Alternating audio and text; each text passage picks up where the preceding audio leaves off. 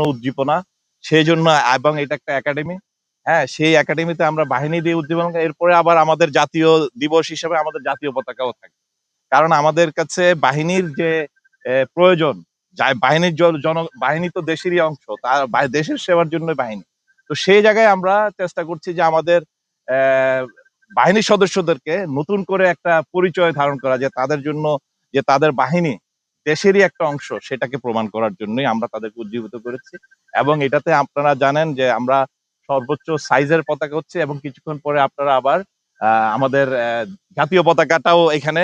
এবং এটা শুধু তা না, এটা সর্বসময়ের জন্য থাকবে। রাতের বেলাও আপনারা আসলে দেখবেন যে রাতের বেলা এখানে লাইটের ব্যবস্থা আছে, লাইট দিয়ে পতাকা চির ইয়াতে, পৃথিবীর সব দেশে তাই।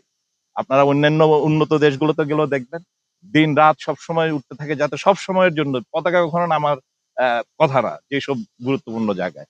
তো সেই জায়গায় আমরা চেষ্টা করছি যে সবার মধ্যে একটা অনুপ্রেরণার উৎস হিসেবে এটাকে রাখা। এটা শুধুমাত্র আনুষ্ঠানিকতার মধ্যে যেন না থাকে।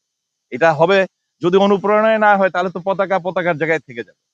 আমরা চাই যে পতাকাটাকে মানুষের হৃদয়ে না, সব সময়ের কর্মকাণ্ডের মধ্যে সে যেন এটাকে সামনে নিয়ে এগিয়ে যায়। সেটাই আমাদের বাংলাদেশ আনসার ভিডিপির পক্ষ থেকে বাংলাদেশ আনসার ভিডিপি একাডেমি এই প্রাঙ্গণে আমরা আমাদের সর্বোচ্চ 150 ফিট উচ্চতার এই পতাকা স্তম্ভ তৈরি করলাম এবং উদ্বোধন করলাম।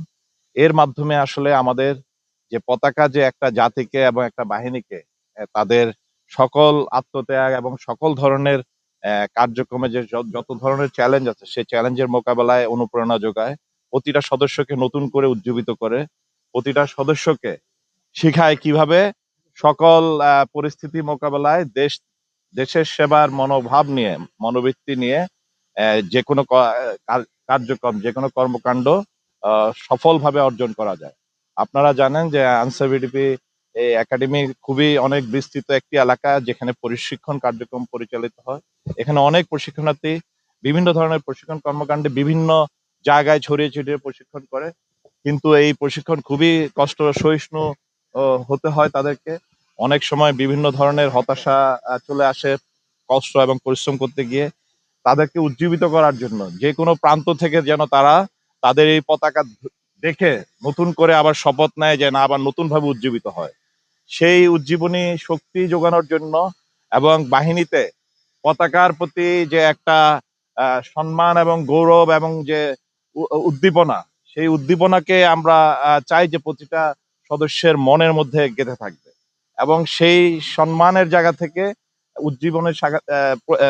উজ্জীবনের উজ্জীবনী হওয়ার জন্য আমি আশা করি যে আগামীতে আমাদের এই আনসার ভিডিপির সদস্যরা দেশের মাটি ও মানুষের আকাঙ্ক্ষা পূরণে আরো বেশি দৃঢ় এবং দীপ্ত ভূমিকা পালন করবে। যেটা আপনারা ইতিমধ্যে আমাদের নির্বাচনে আপনারা দেখেছেন, আমাদের বাহিনীর সদস্যরা প্রায় 5,70,000 সদস্য সমগ্র বাংলাদেশের এই সকল ভোট কেন্দ্রে বিভিন্ন রকম চ্যালেঞ্জের মোকাবেলা করে, অনেক ধরনের প্রতিকূলতা সত্ত্বেও প্রথমবারের মতো তারা নিজেরা খুবই আস্থার সাথে সকলের পাশে দাঁড়িয়ে সুন্দর, সুস্থ এবং একটা নিরপেক্ষ নির্বাচনের জন্য সর্বোচ্চ ত্যাগ স্বীকার করে তারা শেষ পর্যন্ত তাদের ডিউটি করে গেছে। এই জন্য অনেকে আহত হয়েছে।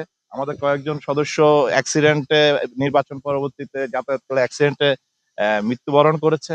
আমরা তাদের প্রতি সহমর্মিতা জ্ঞাপন করছি। কিন্তু তাদের এই উজ্জীবিত যে নতুন উপস্থাপনা জাতির সামনে, সেটাকে আরো বেশি প্রতিষ্ঠিত করার জন্য আমরা নতুন এই উদ্দীপনা জাগরণ করলাম। সেই উদ্দীপনা আশা করি আমাদের দেশের সবাই এই বাহিনীর প্রতিটা সদস্যকে নতুন রূপে দেখতে পাবে। এখন আমাদেরকে নিজেদেরকে গড়ে তোলার সময়। আমরা শুধুমাত্র ওই নির্দিষ্ট আয়োজনের মধ্যে থাকতে চাই না। আমরা আজকে, আপনারা জানেন যে আমাদের এই ভাষা শহীদদের মধ্যে শহীদ জাব্বার আমাদের আনসার কমান্ডার ছিলেন। ছাত্র জনতার যে ভাষা আন্দোলন, সেখানে সেও ছিল একজন শহীদ। হ্যাঁ, তার আত্মার মাগফিরাত কামনা করছি। সে যেভাবে আমাদেরকে অনুপ্রেরণা যোগায়, বাকি সদস্যরাও যেন এই বাহিনীর পতাকা তোলে একই অনুপ্রেরণা নিয়ে থাকে। এটা হচ্ছে তারই একটা উদ্যোগ। আশা করি